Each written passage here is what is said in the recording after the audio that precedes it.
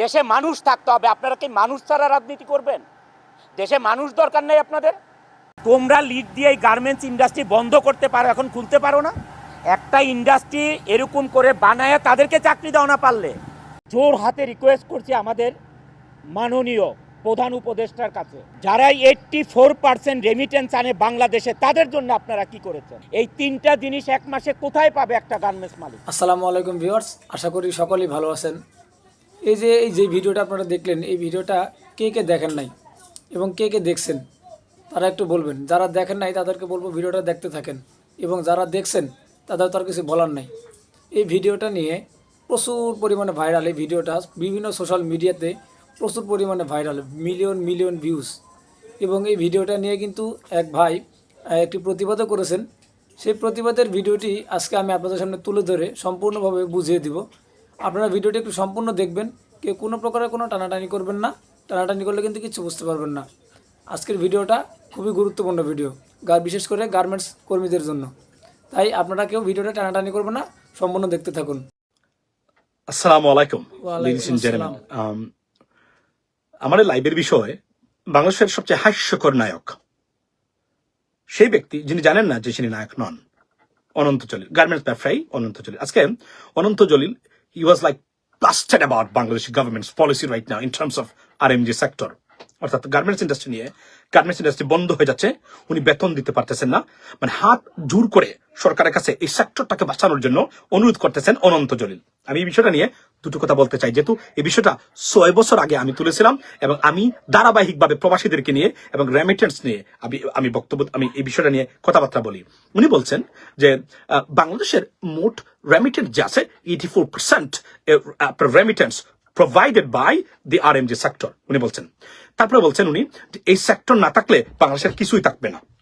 এই প্রশ্নগুলো আমি আপনাদেরকে প্রথমেই কয়েকটা মানে 1 থেকে 2 মিনিট বা 1 মিনিট আপনারা তার বক্তব্যটা শোনার জন্য অনুরোধ করবো। তারপরে আমি আসছি তার মিথ্যাচার, আমি আপনাদের সামনে, আমি একটু আগে আমার চ্যানেল ইউএস বাংলাতে আমি লাইভ করে এসেছি, আমি দেখাতে চাই আপনাদেরকে তার মিথ্যাচার এবং কেন সে he is blasted about Bangladesh government's policy in terms of RMG sector. Ladies and gentleman, take a look at that. মাননীয় প্রধান উপদেষ্টার কাছে এবং যত উপদেষ্টা আছেন তাদের কাছে, আপনারা আমাদের জন্য কি করেছেন?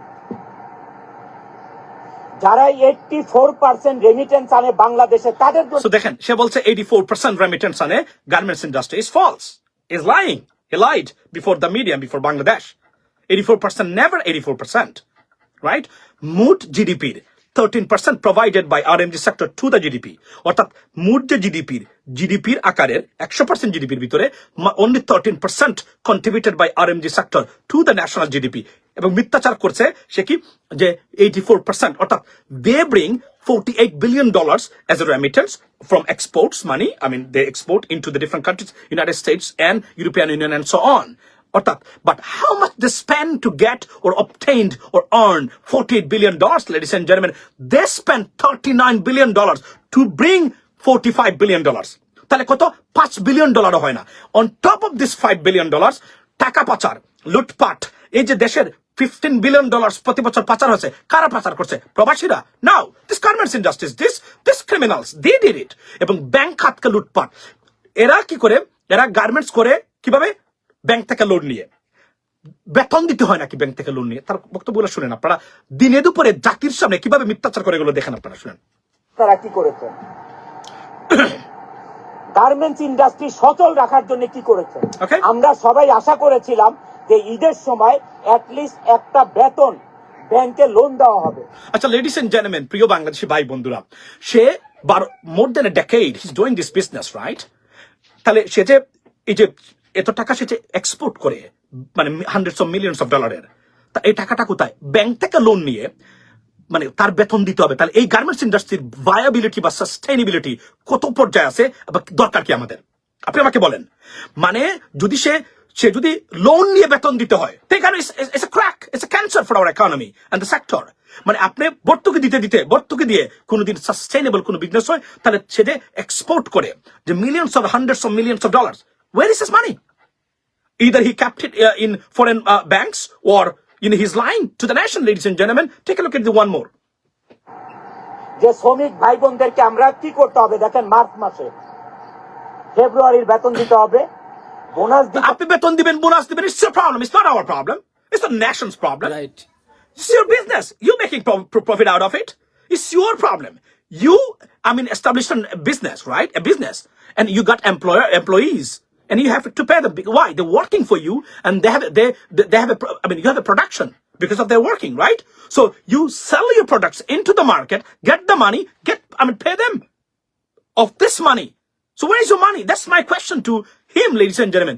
দিনে দুপুরে সবার সামনে মিথ্যাচারের নমুনাটা দেখেন এবং হি জাস্ট ব্লাস্টেড, মানে কি দেয় না, অর্থাৎ সরকারের কঠোর নীতি, ব্যাংকগুলা দেউলিয়া। আমার নিজের পরিবারের টাকা কত, প্রায় 25 লক্ষ টাকার মতো আটকানো এই মুহূর্তে, রাইট? আমি প্রতিদিন এটা নিয়ে দেন দরবার করতেছি, রাইট? আমাদের পরিবারের, আমার ভাইয়ের। আজকে আপনি কল্পনা করেন যে এদের কারণে ব্যাংক লোন নিয়ে যদি বেতন দিতে হয়, এই বিজনেসের দরকার কি আমার? এটা আমি আপনাদের সামনে করে গেলাম। মানে ব্যাংক থেকে পৃথিবীর কোন দেশে ব্যাংক লোন নিয়ে বেতন দিতে হয়? তাহলে ওয়ার ইজ ইউর মানি? এটা আমার জানতে চাই, এটা আমার জানার ইচ্ছা। তারপরে আরো শুনেন। আবার মার্চ মাসে 50% বেতন দিতে হবে। একটা গার্মেন্টস মালিক কোত্থেকে পাবে এই তিনটা জিনিস এক মাসে? কোত্থেকে পাবে মানে? What are you talking about? What kind of nonsense talking it is this, ladies and gentlemen? You sell products, right? You earn remittance like dollars. Pay them off this money? মানে আমি জানি কি, এটা তো আপনার ব্যাপার। আপনি তো what the hell is this? Can you imagine this? মানে কিভাবে কথা বলে দেখতেন? আসলে হাস্যকর। মানে জাতি আমরা এখানে দায়ী, তার গার্মেন্টস ইন্ডাস্ট্রি বেতন সে দিতে পারতেছে না কেন? কতটা স্টুপিড এবং নাইভ এবং ননসেন্স হলে এই বক্তব্যটা দিতে পারে, আপনি কল্পনা করতে পারতেছেন? Take a look at one মোর।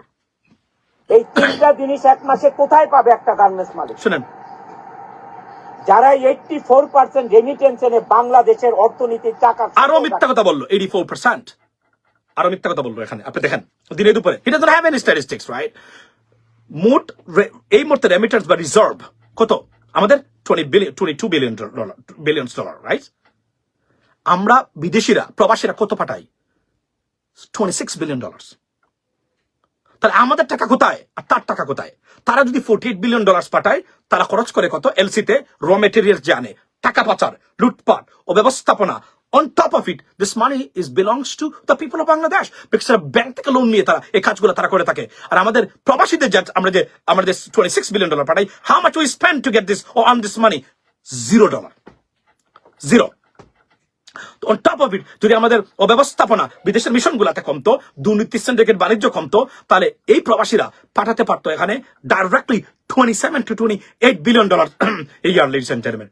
দেখেন দিনে দুপুরে কিভাবে মিথ্যা কথা বলে গেল আপনাদের সামনে। আর আমি তাকে জিজ্ঞেস করতে চাই যে করোনার সময় ৭৮,০০০ কোটি টাকার যে প্রণোদনা প্যাকেজ নিয়েছিলেন আপনারা, where is this money? How did you spend? সেটা কোথায়?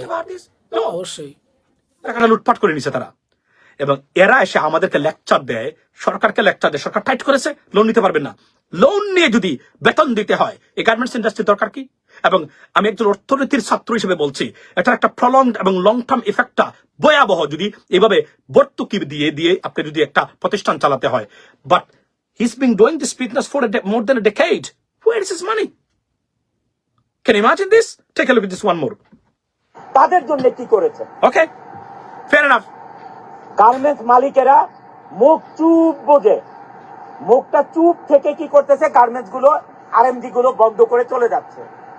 আপনারা একবার চিন্তা করেছেন যে আপনারা যে ইন্ডাস্ট্রি গুলো বন্ধ করে চলে যাচ্ছেন, এই দেশের অর্থনীতির অবস্থা কি হবে? আচ্ছা, এখানে বলে রাখি যে মোট জিডিপিতে আমি বলছি একটু আগেই যে কন্ট্রিবিউশন অনলি 13%, অর্থাৎ আরএমজি সেক্টরের contribution to the GDP only 13%। So think about that. 13% হলে কত হবে? 87% come from মানে sourced from a different areas, right? এবং সে এখানে বক্তব্য দিচ্ছে এবং বলছে কিভাবে যে আপনারা কি করবেন, মানে অর্থাৎ দেশের মানুষ দায়ী, ব্যাংক দায়ী, সরকার দায়ী, ব্যবসা তার, প্রফিট তার, লুটপাট তার, টাকা পাচার তার, সব তার, দায়ী আমরা বাংলাদেশের মানুষ। সরকার বলছে লোন নেওয়া যাবে না এবং এরা বন্ধ করে যাচ্ছে। কেন বন্ধ করে যায়? মানে কেন বন্ধ হচ্ছে গার্মেন্টস? কেননা এই আওয়ামী লীগ সরকারের আমলে এই দুর্বৃত্তায়ন হতো, ব্যাংক থেকে প্রতি মাসে লোন নিয়ে বেতন দিত এবং ব্যাংক থেকে ব্যাংক নিয়ে চালাতো। এতটা দুর্নীতিগ্রস্ত অর্থনৈতিক ব্যবস্থা ছিল বিগত সরকারের আমলে। এখন বন্ধ হচ্ছে কেন? অথচ কেন বন্ধ হচ্ছে আপনারা শুনেন, দেখেন আপনারা এই যে কতটা বাটপার আমি আপনাদেরকে দেখাই। আচ্ছা, এখন আমি আপনাদেরকে একটা রিপোর্ট দেখাবো যে বাংলাদেশের garments industry is being flourished right now এবং exports into the United States market and European market increased by চলতি বছরের জানুয়ারি মাসে মার্কিন যুক্তরাষ্ট্রে পোশাক রপ্তানিতে শুনেন। সর্বোচ্চ প্রবৃদ্ধি বাংলাদেশের, যা আগের চলতি বছরের জানুয়ারি মাসে মার্কিন যুক্তরাষ্ট্রে পোশাক রপ্তানিতে সর্বোচ্চ প্রবৃদ্ধি বাংলাদেশের, যা আগের বছরের একই সময়ের তুলনায় প্রায় 46% বেশি। মার্কিন বস্ত্র দপ্তরের হিসাব বিশ্লেষণ করে এই তথ্য জানিয়েছে বিজিএমইএ। আচ্ছা, বিজিএম এর তথ্য অ্যাকর্ডিং টু জানুয়ারি, তাহলে যদি পোশাক রপ্তানি বাড়ে তাহলে বেতন দিতে পারে না কেন? জলিল বেতন দিতে পারে না কেন? এটা আমি আপনাদেরকে প্রশ্নটা রেখে চলে গেলাম। দুর্নীতি, লুটপাট কোন পর্যায়ে আসছিল এই সেক্টরে? Just think about that, ladies and gentleman. I mean just এটা আপনাদেরকে জানিয়ে গেলাম যে এরা যে এই সেক্টরে প্রবাসীদের কন্ট্রিবিউশনটাকে খাটো করে দেখে সব সুবিধা ব্যাংক থেকে বাংলা সরকারের কাছ থেকে নিয়ে এরপরে কিভাবে চুরের মার বড় গলা, এটা আমি আপনাদের দেখানোর জন্যই মূলত আমার এখানে লাইভ আসা। Have a good day, see you next time. আসসালামু আলাইকুম। তো ভিউয়ার্স, ভিডিওটা আপনারা তো দেখলেন, কোথায় উনি ভুল বলছে এবং কোথায় উনি রং বলছে, অবশ্যই আপনারা কমেন্টস বক্সে কমেন্টস করে জানাবেন।